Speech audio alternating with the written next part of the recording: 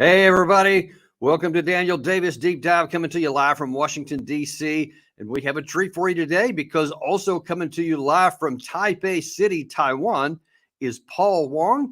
Welcome to the show, Paul. For those who may not know, Paul is a research fellow with the Taiwan Public Opinion Foundation and a visiting fellow at Fairbanks Center for Chinese Studies at Harvard. Welcome to the show, Paul. Thank you for having me.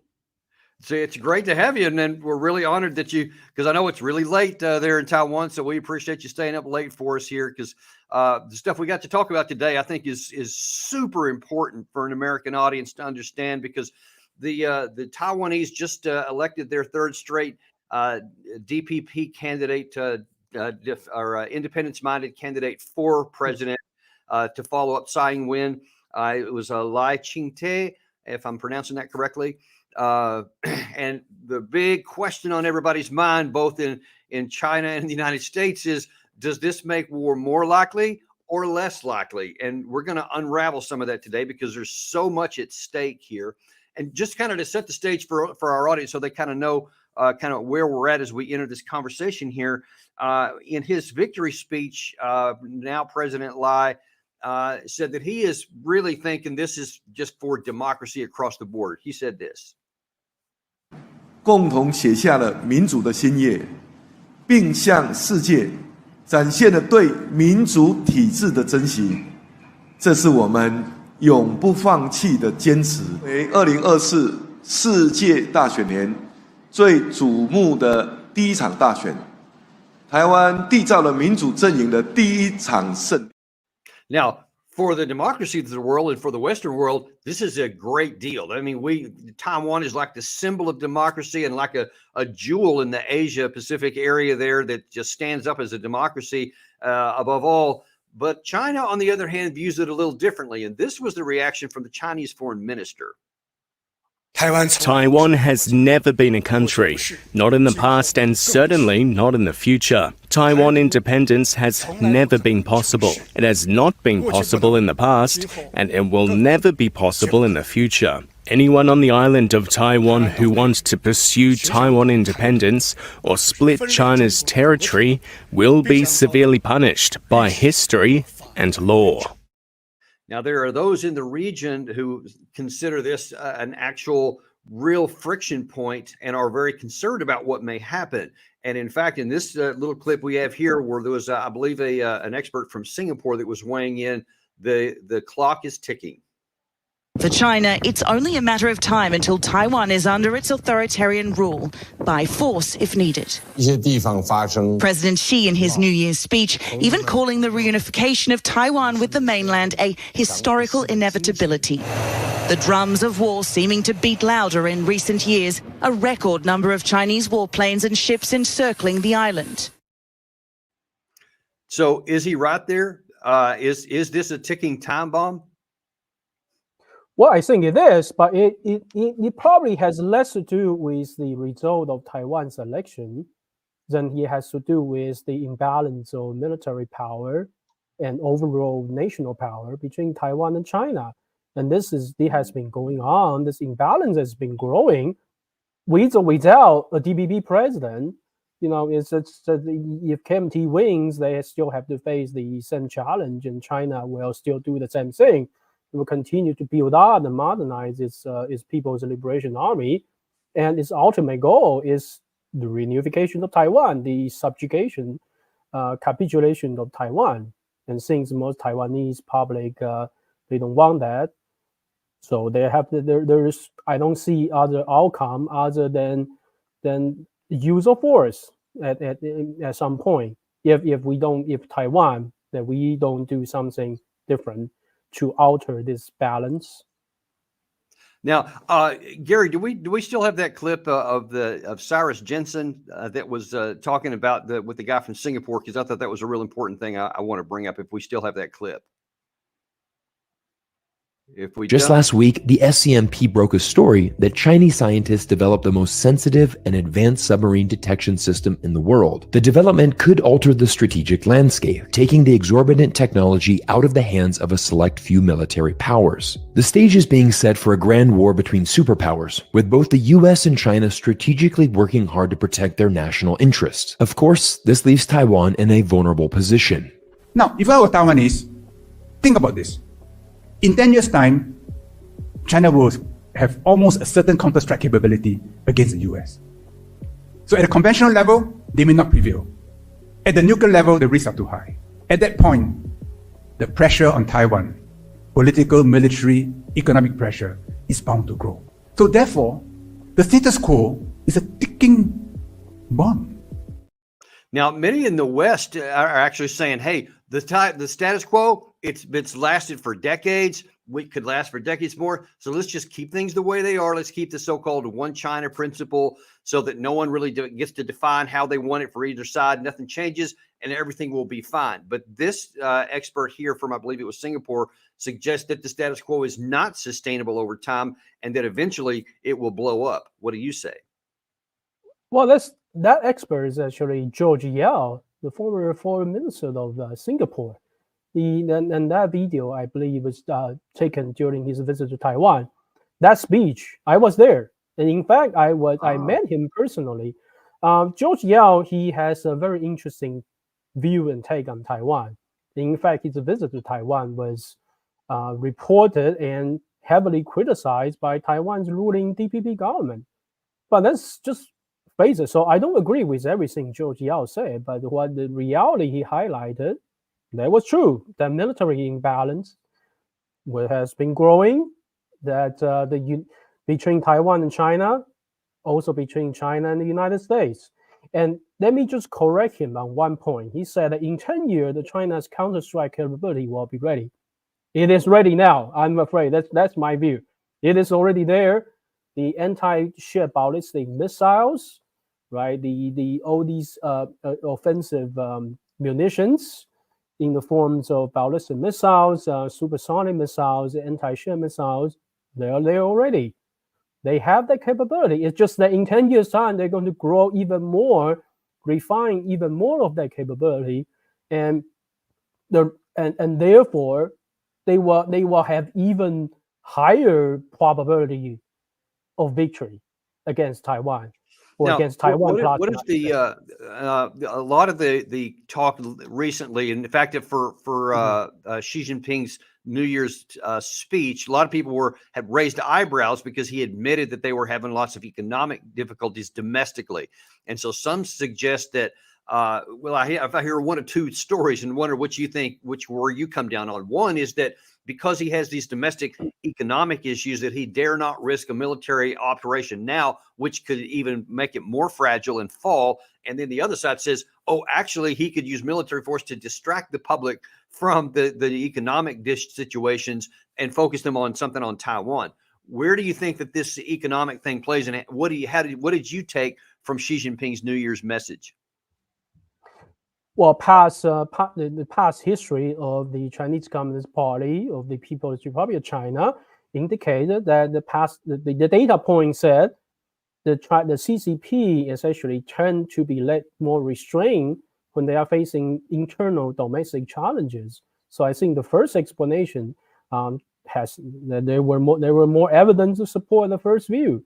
But in terms of China's economic difficulties or stagnated growth, I think I don't think it's as serious as people have in the West have portrayed it to be, and also it's not. It doesn't really constrain China's their military POA's modernization and expansion, and I also don't think that it is having much of an impact on Xi Jinping or CCP's calculations when they're making these foreign policy strategic decisions or timeline. If they have a timeline, I don't think that's influenced by the current economic issues that people have observed. I mean, of course, structurally they are serious, but they're not catastrophic. They're definitely not nothing like the Nothing like the financial crisis of 2008 that in the U.S. Yeah. It's nothing like that. Now, I remember that you and I were emailing back and forth a week or two before the election, and I had asked you at that time, would it matter whether it was KMT, DPP, or the third party candidate? Would one have a better chance for peace or the other? And I remember you said you thought it probably wouldn't even matter which one won; the same risk would apply to all. Now that Lai has been elected president, do you see now that doing anything to either improve or worsen the situation in terms of the potential for violence on the island? Well, my take has always been the risk of war between Taiwan and China, and i.e. the probability of PRC, Chinese Communist Party, launch an invasion of Taiwan.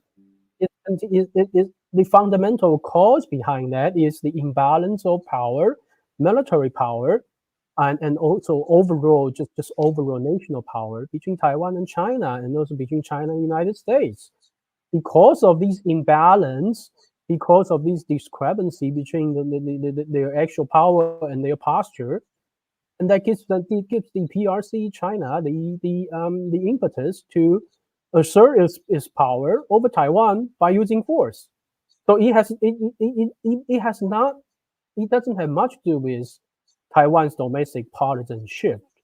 Now, of course, you can argue that different political parties, they might have different defense policy, economic policy, strategic stance, and that contribute to Taiwan's shifting national power, military power. And that I could say yes.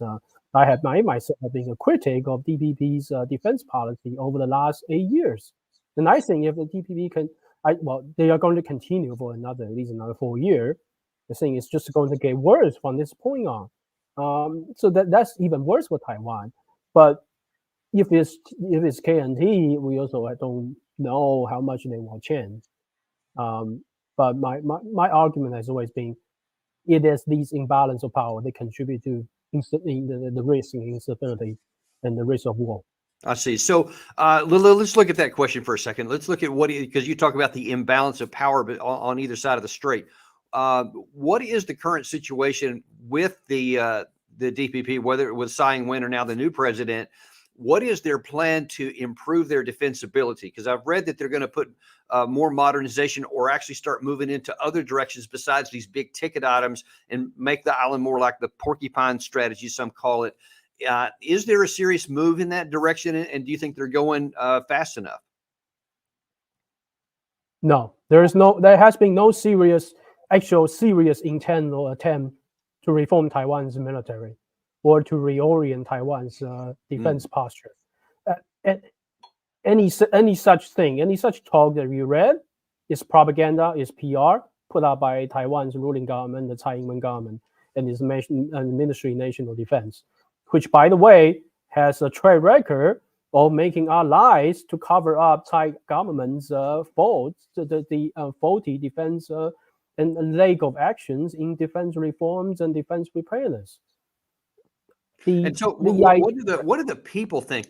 Because I think I also saw a poll within the last week or so that said, especially among the young people in Taiwan, they definitely don't want any war with China. They just don't want to worry about it. But they're not really seriously thinking about fighting a war. So they're not joining the military in large numbers. And apparently the training is not that robust. How does all that play into what the government's going to do? And is that even right? So one key indication is conscription. So Taiwan has a constitutionally mandated conscription for males only. So I myself served as part of the conscription almost more than 10 years ago. I served 1 year back during that time when conscription was 1 year. Starting from 2016, they changed it to 4 months, which has been a complete disaster because with 4 months, even during the time when it was 1 year, training was terrible, very insufficient, and there was very few people took it seriously. For 4 months, it was just like it was a summer camp. There was like nothing. Oh wow! Could really be done. So it's still 4 months right now. So Thai government finally made a change to re-extend it to 1 year starting this year. So the 1 year cohort will enter into service in a week or two's time, I believe. Oh, okay. But that is still insufficient. It's not just the length of service; it's the overall how the military is set up and how the organization, the institution, the trainings and doctrines. They're just well. That's the question. So if 4 months was insufficient, and the top, and now that they're going to extend it back to a year, is it going to be tougher training than what you did? I don't think so. I don't think that's going to happen. The Taiwan military, I know that people know, it's just it will not change unless there's a fundamental reform into the civil military relation, into how military is managed. But going back to what you just said about young people, so our foundation did a poll before the conscription was extended in December 2022. We found something like 80% of the public supported re-extension of conscription. So and that level of support has remained similar over the last few years. So Thai government only made that move after much long after it was clear that the public would support an actual doing something that's real, that's tangible. Now, however, our poll also found that among the youngest electorates, those between 20 to 25, they were the only age groups that didn't have majority support of re-extending conscription. Now, it's obvious because if you are a male, age 20 to 25, you are likely in college, and then if the conscription is extended to 1 year, then you have to serve another extra 6 months, 10 months. Then that's probably why Taiwan's youth they don't support it. But look, it's national survival, and it's clear that the most Taiwan public supported it.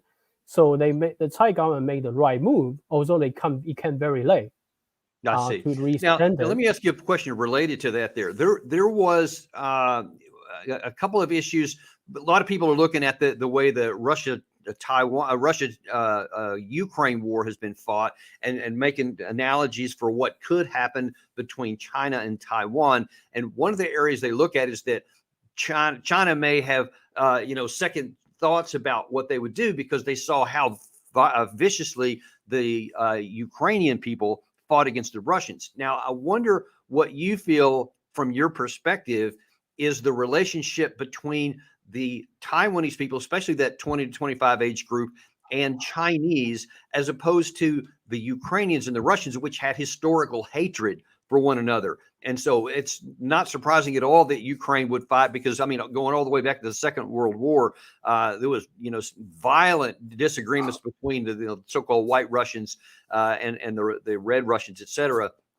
Does a certain dynamic exist here? Meaning, if China did attack, and so they've come into your country and they're, they violated your defense, will the people of Taiwan, the young people especially, will they rise up in just as much anger and hatred against China as the Ukrainians did against Russians?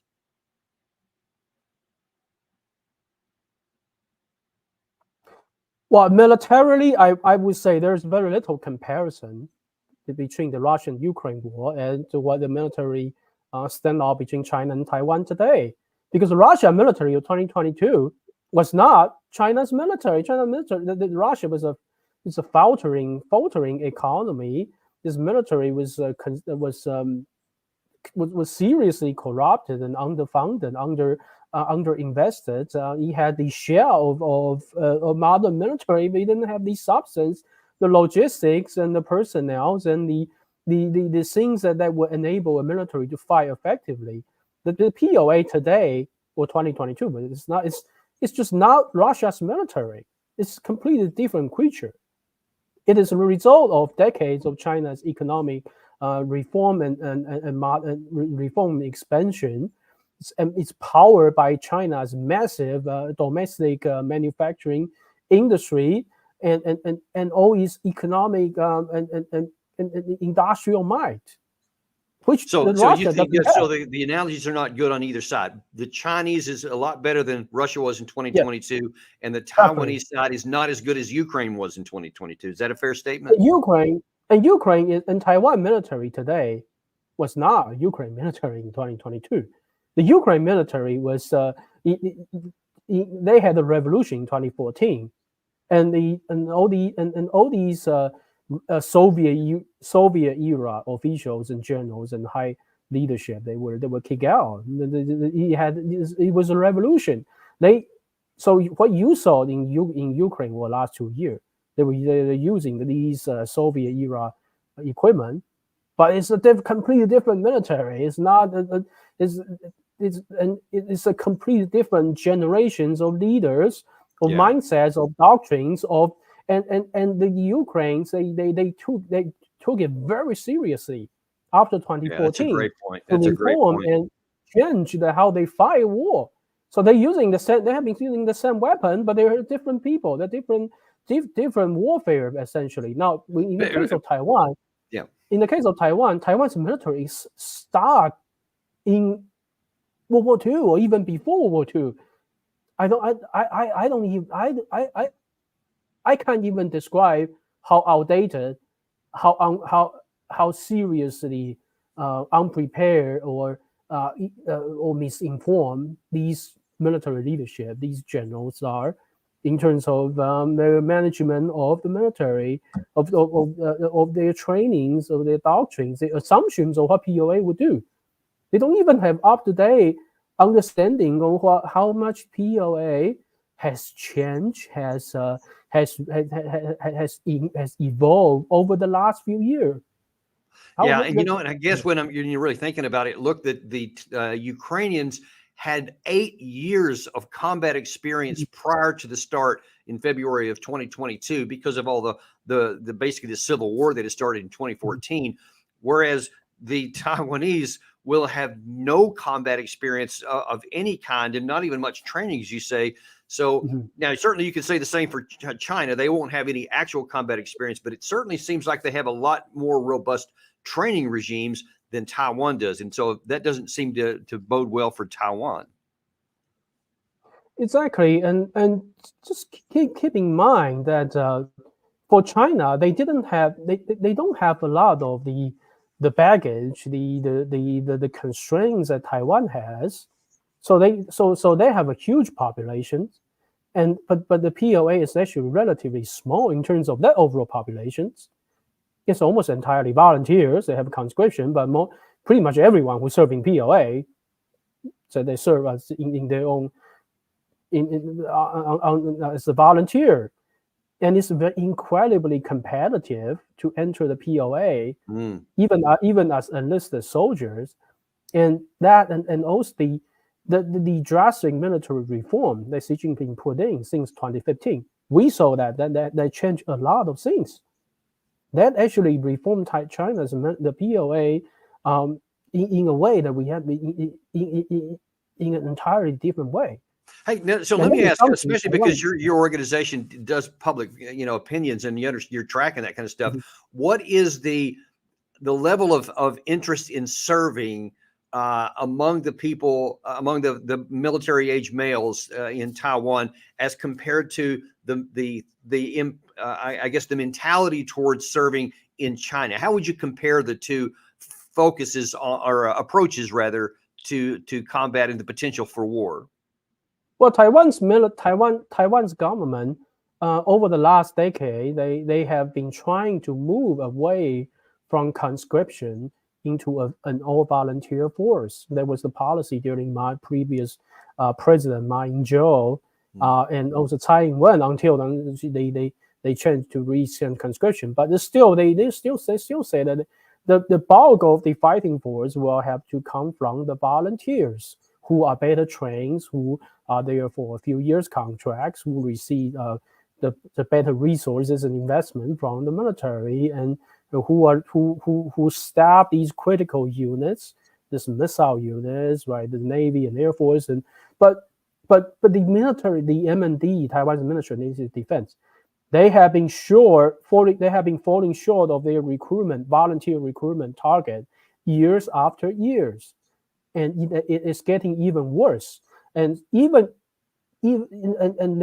only that they're not finding enough volunteers to serve, they are also losing their existing soldiers at a learning rate, because what happened is they recruit almost exclusively from people of very low socio-economic ladders, and they use in recruitment, they use these very deceptive languages, advertising how much pay, how much benefit there is, but they recruit these people who are not actually motivated to live a military life, and after serving a few months, and even without finishing training, they find out that it's not for them.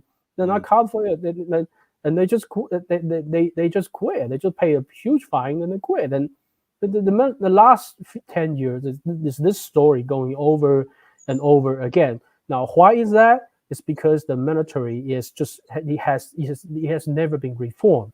The institution, the trainings, the leadership, they just stay stuck in the past. So even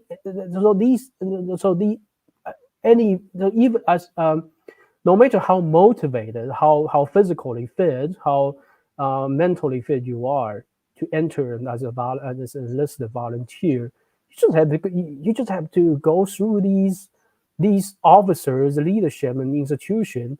They're totally not carved for war, and this destroy the morale and really just remove the incentive for serious people to serve. Okay, so that's in the training. Now, in the last few minutes we have here, I want to ask you two more questions, which I think is really critical. First of all, from the Taiwanese side, if war did come, China would certainly try to come in with, at least I imagine, probably a big shock and awe, shock kind of situation with lots of firepower to make the Taiwanese not want to fight. The question is, do you think that the Taiwanese military will fight tenacious and tough and go after lots of suffering and just continue to fight no matter what, or can they be shocked into capitulation? How do you think it would happen? I mean, as best you can. Well, I served 1 year there, over 10 years ago. I'm still in contact with some of those people, and through my job, as a journalist, I interview some of these. I know these people they want to make things right. They want to serve the military. They want to serve their country. They want to fight well, but the institution doesn't allow them to do it properly. The morale, the dedication, that is not the problem. It's the fact that the military is just not organized, designed, and led in a way that will allow them to do that job. And the thing with the Chinese attack on Taiwan is they're going to focus on the focal point, which is the command and control.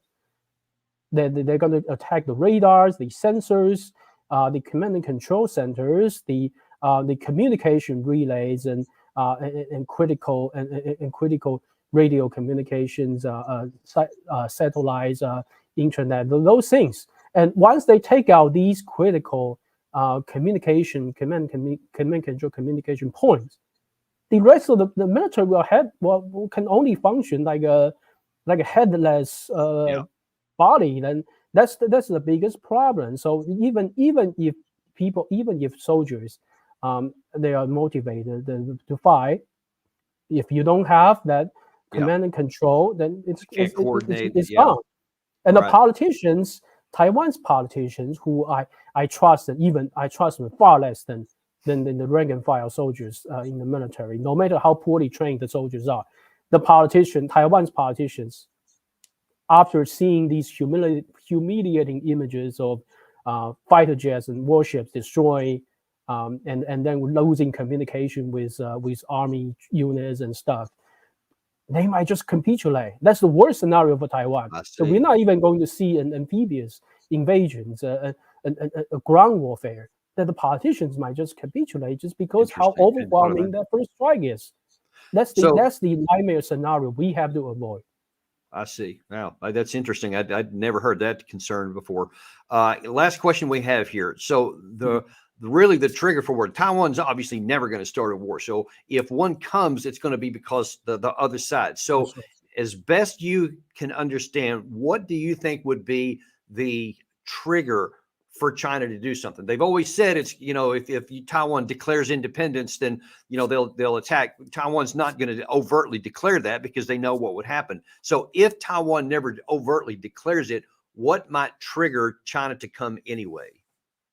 Well, I know one thing, that is China, the Xi Jinping and CCP, they don't make that decision based on Taiwan's domestic partisanship, Taiwan's domestic partisan rhetoric. No matter what people outside commentators have assumed, have talked about, China make that move because he wants to. It's not because of Taiwan. These politicians X and Y Z say something or change the silly constitution. It's not because of that. It's because China sees itself as ready, and it thinks that it's about time, or it has some external or internal factor that prompt them to do something, to think this is the best time for us to move. That's when they will attack. And what do you think that would do? Do you think that's something that could come in 6 months, 6 years? What is your thought? Because if I understand correctly, you believe that it will come eventually. Is that right?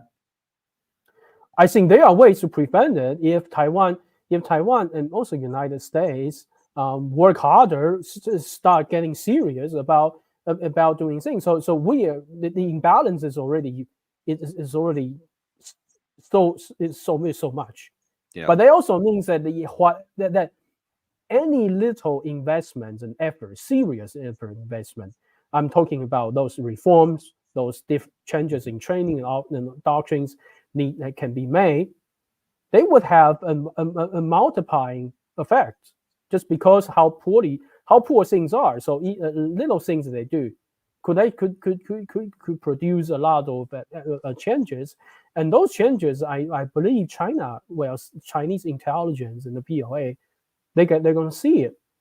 If we take defense seriously, if we reform Taiwan's military seriously, if the United States reorient, restructure its force posture in the Pacific in a serious way, China will see that, and they're going to change their calculation. Why? Because that you now have instead of like say 90% chance of a complete victory with minimum PLA casualties, then now that number might be down to 70%. And that's going to change their calculation. They're going to think, well, maybe I'm going to wait another 6 months, build another aircraft carrier or something, or things like that. And as time goes on, things could change.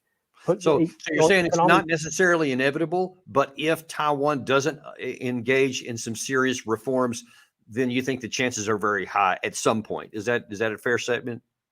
Right. That's correct. I see. Well, man, for the peace for everybody, and especially for the Taiwanese and you, I pray that that's exactly what does happen. I pray that they do that because war is the most horrible thing. And the last place I want to see it break out is in Taiwan. Thanks, Paul, for coming on and sharing this with you. This has been so informative. We're very grateful for your time here and look forward to having you back on because this issue is going to continue to develop and over time. And we'll look forward to having you back on again to share more of your expertise. Well, I'm happy and I'm honored to share my view and perspective. And I hope more people, they hear what I have to say and understand the nuances and the reality of Taiwan. And then might put some pressure here that could actually help us to get. Well, we hope so too. And thank you for coming with us. And we thank you all for joining with us today. We remain unintimidated and uncompromised to bring you everything you need from all corners of the world. And we've got another good one for you in about 30 minutes. Come back and forth. Doug McGregor, who's always got some great things to say, will be joining us at 11 o'clock a.m. Yeah, that's just about 25 minutes from now. You won't want to miss it. Tune back in. Be sure to like and subscribe and share this with your friends. And we will see you on the next episode of Daniel Davis Deep Dive.